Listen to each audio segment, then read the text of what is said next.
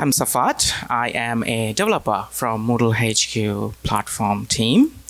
And today I'm here to share a tiny story with you guys. And just to begin with, I am definitely a human. Trust me, I'm not a robot or anything. I'm a human from Melbourne, Australia. In my entire career, I have either been related to Moodle, a Moodle consultant, developer, or sysadmin, or if I was doing something else, it was a platform related to Moodle. I was privileged and honored with some big projects, and I'm not going to be giving you the list. Don't worry. And today I will share a very, very small story from those times with this much caffeine and this much coding. Alrighty. All right. So my usual day, from the morning till afternoon, I'm mostly in my desk even after afternoon sometimes, is designing and coding systems. And from systems, I mean Moodle systems. And when I think of a system, I love to relate it with my real life. So all the APIs I build, I think of it as a restaurant. So for example, to me, an API is the menu itself, which offers a section of endpoints or food or whatever you want to mention, and customers or developers can choose from them. The dishes are like the functions of the API that should be clearly described, easy to use, and caters for users' need. Kitchen is the back end where the actual work happens. And for me, good documentation is like a very, very helpful user who can explain what you can have in your food, right? If you have allergies and stuff like that, you can understand beforehand. Well-designed endpoints are like thoughtfully structured restaurant where you don't have to run around the whole restaurant to find a restroom or something like that. And error handling is just dealing with messed up orders, saying sorry, apologizing quickly, and fix everything and keep everyone happy. So that's my analogy of API from my interest in food and restaurant or whatever. All right, so my life was going all right, but in one rainy day, and that happens a lot in Melbourne these days. I think Matt knows very well because he's in Melbourne as well. I joined the developer meeting, and on that meeting, we talked about Hooks API. It was new to me because it was a brand new API. I read the dev docs, and I don't think coders do poetry, right? But it sounded like a poetry to a code-loving soul. And in my restaurant analogy, trust me, it was fine dining. It was Michelin star fine dining. Not even 3, 4 or 5 star. I don't know how many stars I could give, but it was fine dining. As it was a brand new API, code didn't really have any examples yet. All we had is the documentation. There was no registered hook in core. The registered is a term I will explain later. Don't worry if you don't understand it yet. No one used hook anywhere. I was looking for things in community. People are talking about it, little here and there, but no one really used it so much. And yeah, I was excited and sad, and I was like, okay, fine, new API, good days. Just go back to my being a kinda dumb developer again. All right, and then one day, this whole thing took a wild turn. I actually worked on a big project for communication, and while I was working on the phase 2 of communication, I started working on adding group support for communication API. If I ever make a list of all the complicated beasts I ever touched or worked, this will definitely make it to the list. Not in the top 10, but this will definitely make it there. Reason? It touches everything. Like, think of anything Moodle does in a day, it touches all of that. User, enrollment, group, role, capability, course, category. And that's not all. All those weird bits and pieces. For example, you move a course to a hidden category. Right, deal with everything now.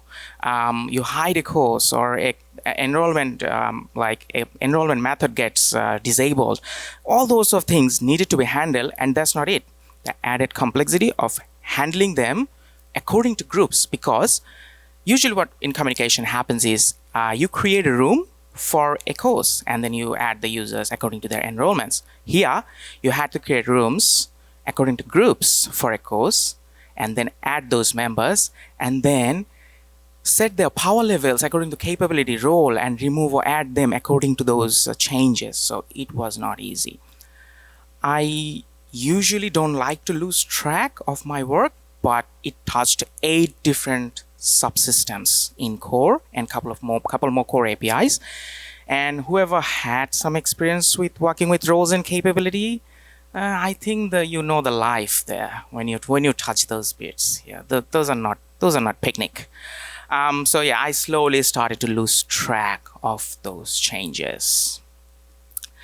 And finally, everything started to burn and chaos, like as usual, Moodle life, right? Chaos everywhere. Anything goes wrong, this breaks. So the nature of this API made changes everywhere, as I said, and that was not all. I had to structure the code in a way that each component I had to put in a helper to process the data before even calling the communication API, because I couldn't just give communication API, look, this is the data, because communication API won't understand, because it needs the standard data to understand that, right? So yeah, things started to become ugly, bugs, weird issues. I started looking for help. Even like those people start for help like me. They say, Safat, why did you do it here? I was like, oh God. Yeah, like you need BHAT. Everyone started to curse me. Moodle CI was like, I hate you, Safat, stay away from me. And my ex-debug was crying for help, like, you used me enough today, leave me alone. So I finally called it a day for that day and stepped away from my screen because I wanted to put some fire down, and yeah, went for some fresh air to reboot. This is actually me in my backyard, to be honest. It's not a downloaded picture, believe me. So I was sitting in my backyard, and whenever I sit in my backyard, I look at different stuffs, and my wife does a bunch of stuffs in her backyard, and I have very, very limited idea about that. Every time I go there, I see something new. But on that day, I was sitting in that spot and looking at the sky. I looked down, I was like, there is lights in our backyard. And I had 2 questions. First, when did this even appear in this place? Second, more importantly, definitely my wife put it in, but how did she even hang it in the fence? All right, I knew the answer to the first question immediately. Not a clue. I have no clue when she put it in. I didn't even dare to ask. I mean, that is a dangerous question to ask. So yeah, but I started looking for the second question, because that was just like, how are they even hanging in the fence? Because it's a fence, there's no nails in it, right? And it's a steel fence, to be honest. I went closer and see what I found. Hooks! I wish I could give you a dramatic sound here. But yeah, that was my face for 10 minutes, right? And I asked my wife, can you take a picture of me like this? Because I want to keep this moment that something you did pinged my brain.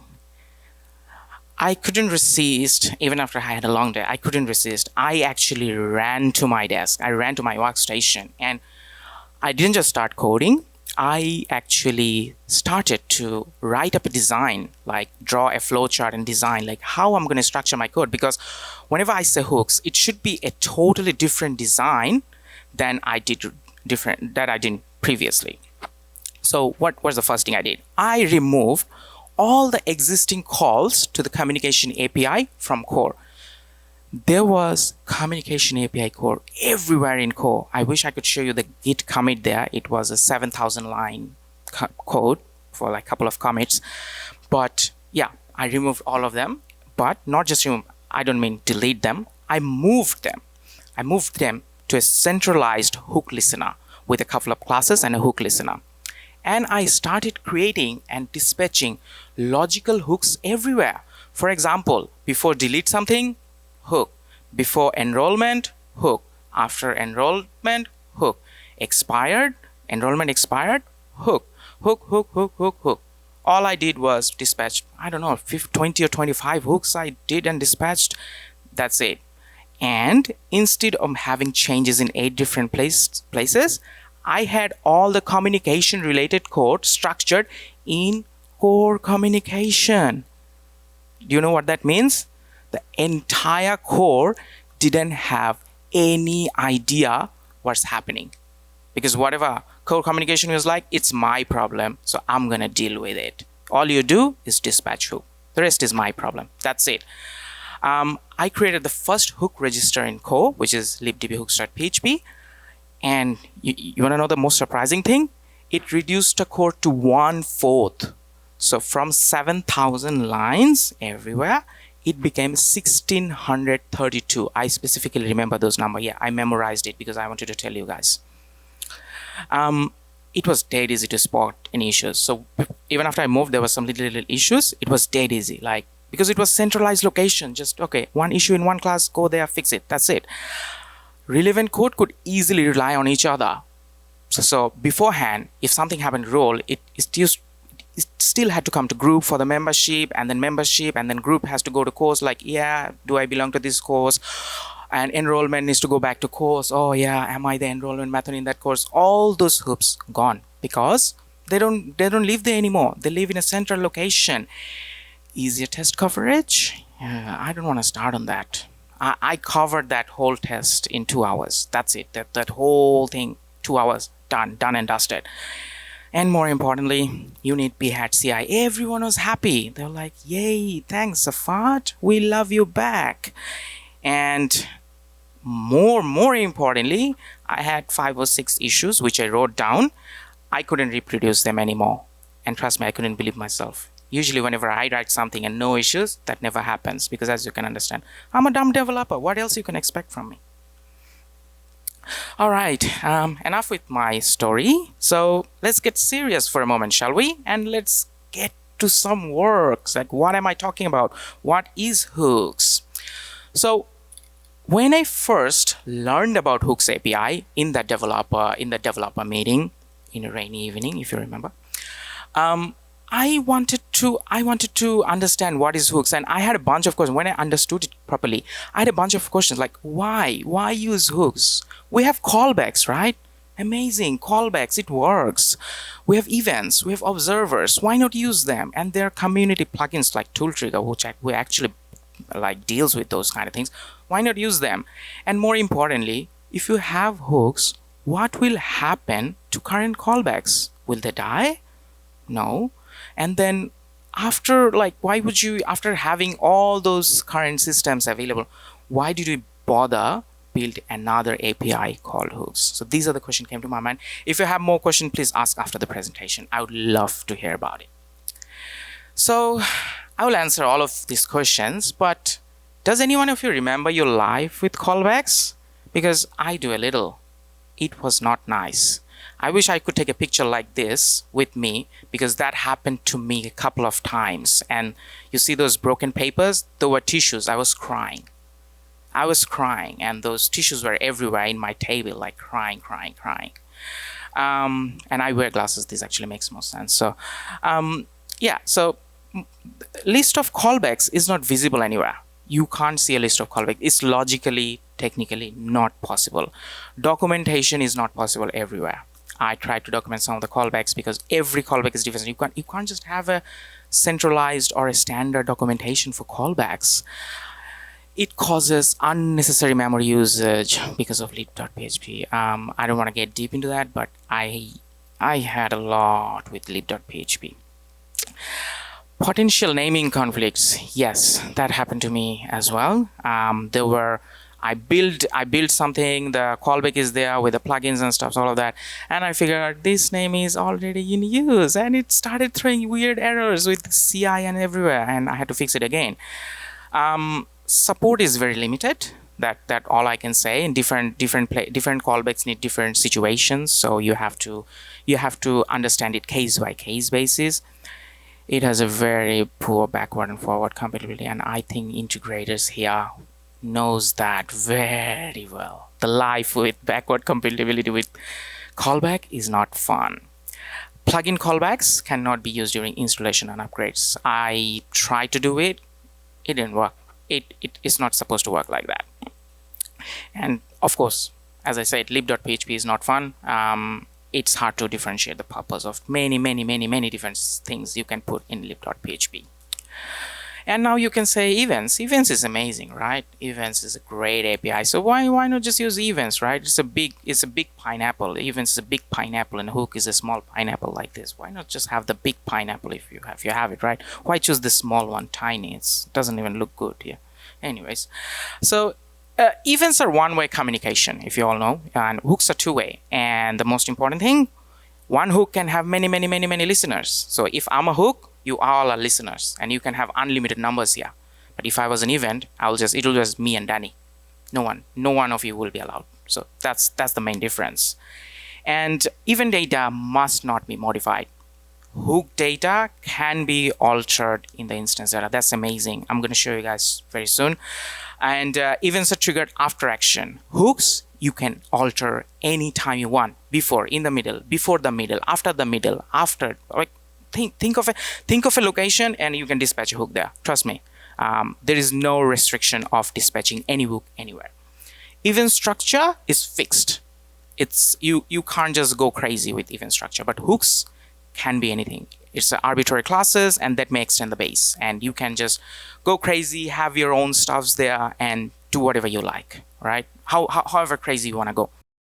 Hooks doesn't care. Database transaction, yes, I don't want to go deep here, but obviously some of you might have experienced that. Event buffering. Hooks actually doesn't consider transactions, which is really good, really efficient. But only good point I could see is events are logged and hooks are not logged. And trust me, I don't really care if hooks are not logged. You can just log whatever you want, whenever you want it. So yeah, I'm just talking about good things about hooks. So let's talk a little bit more. What are the perks of hook? It's PSF 14 compliant. It's plugin friendly. Any plugin can use it. There's an admin page. I'm going to show you a screenshot later, which actually lists all the available hooks in your system. It's very efficient because it's not using lib.php. It uses class access and auto loading. It's flexible data, as I already mentioned. You can alter the data. You can have push in data, get in data, and do whatever you like. It can be used anywhere. Installation, upgrade. Just think of a location. It can be used. It's testing enabled. Very important. It can be used in PHP unit internals. That's a very important point, and it's hugely helpful in some cases, and I have experienced that in this recent time. And hook is stoppable. You can stop a hook. How amazing is that? You can just say hook, you can't progress anymore. You stop here and it will stop. For example, before deleting a hook, you can say stop it. You can't delete it. I'm using a data. Don't do it. It's kind of like you can have endless amount of control over an API. All right. Simple enough to code. Oh yeah. So if you look closely, right? There's like 10 to 12 lines of code here. And that's all it takes to create a hook. I will explain very quickly. So if you see on the left side, this is an actual hook. It's just 5-6 lines, trust me. Just a label, a tag, extend the appropriate interface or feature, whatever you want to call it, add the appropriate data, done. You have a hook. Over there on the right side, that's how you dispatch a hook. It's actually 2 lines. I just made it 3 lines to make it look nicer with the coding standards, but it's actually 2 lines. Use dependency injection, 2 lines, you dispatch your hook. And more importantly, in the third one, this is how you register your hook. Another 2 lines. Just say which hook it is. Just say where is your listener. Listener is your actual code where you're going to do the actual work when you listen to a hook, and you do like, okay, I want to do this after listening to a hook, and that's your hook's listener method. And that's it.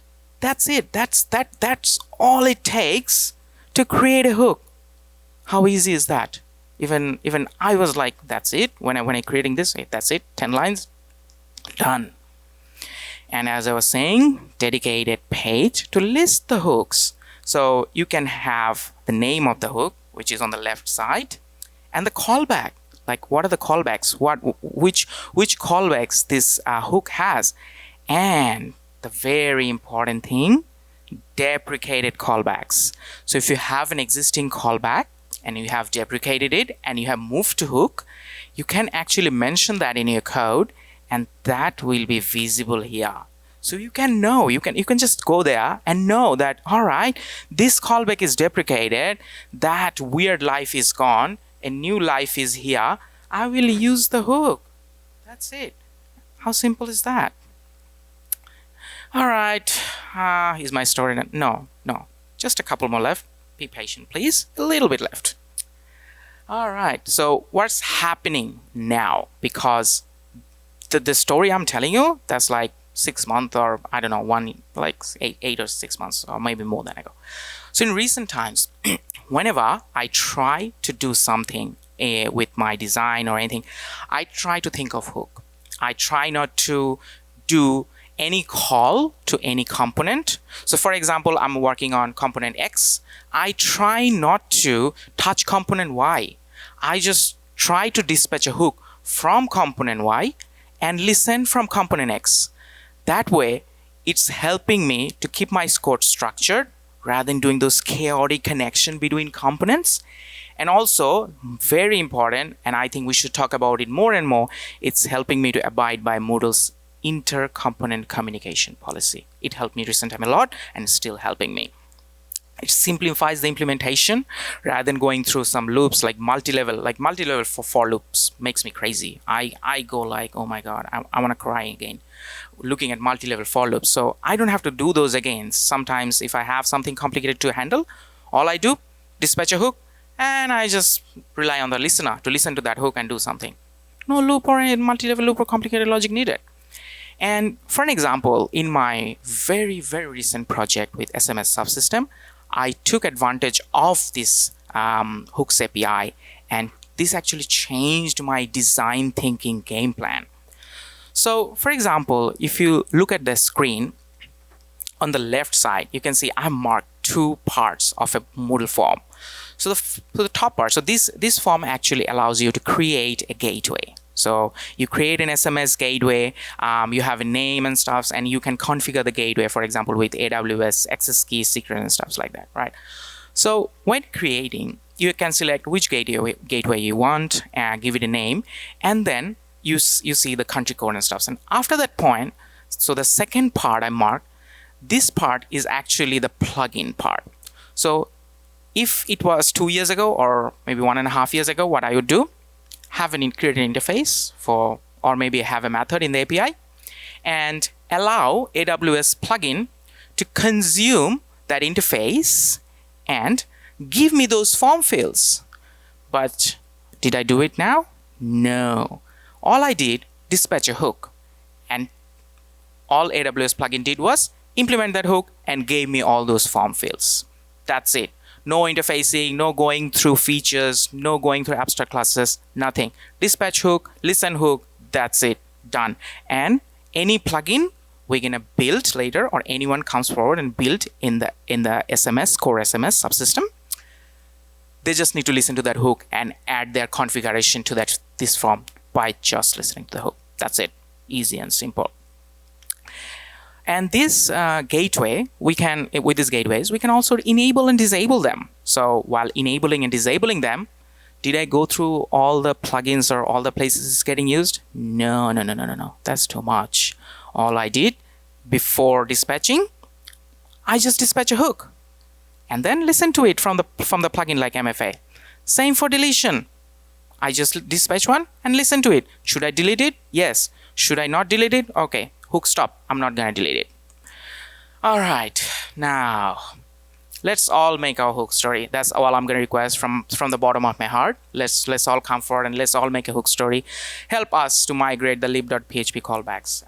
Create hooks where possible, where you can just create hooks, create logical hooks, and maybe push it to core. Tag your hooks properly. That's very important because we're gonna have more and more hooks, and that will help us to filter through the hooks in near future.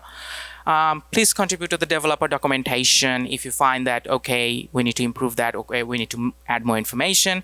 And as always, when adding new hooks, think about the use cases and just add appropriate data and appropriate interfaces. If you think it's stoppable, just add the stoppable interface and stuff like that.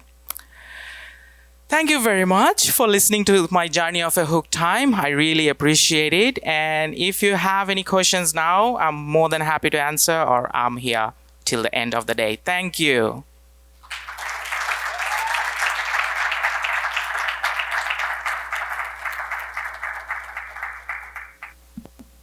Thank you for this presentation. Could you propose a course in the Moodle Academy about hooks?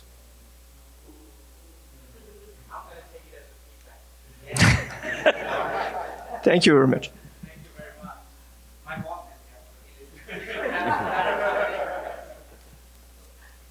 Anyone else? Yeah. Hello. Let's see. It seems like within the plugins, there's a lot of functions and classes that we need to implement that are still, at least in 4.4, in the global namespace. We can't move them all. How close are we to being able to get everything moved out of lib.php and into hooks or equivalent? Sorry. Safat, can you use the microphone? We are getting there. I would say we're getting there. So for example, before as I said, there was no hooks, but there now, if you just install just the 4.5 instance, there are a lot of moved callbacks and stuffs. And with all the recent stuff, for example, Matt worked on the AI stuff himself, and he created a bunch of hooks there. SMS, bunch of hooks. Communication uses all the hooks. And I believe Catalyst ID is helping a lot with moving some of the old callbacks. So I would say we're getting there. I don't really have a percentage number. I wish I could give you like our old, like those thumbnails we have in courses, like 20, 30, 40, 50%. I wish I could give you the percentage, but I don't have that. But we're getting there, and we progressed too much. Trust me, with this short period of time, because when a new API is released, it takes a little bit of time for people to consume and work on it and stuff like that. But we internally made enough noise. For example, I made enough noise in my team. I did some internal training as well. Like I told my team, like, let's use it more and more and more, and people use it, right? And so we're getting there. I think in the next couple of years, you will see a lot of them moved. You will see a lot of, because people will understand the benefit of it, and to actually get those benefits, they will move it. They will just move it. And I don't think no new callbacks will be created. And even if they're created, they're not getting to core. We're gonna stop them and say, use hooks. Aren't we, Sarah?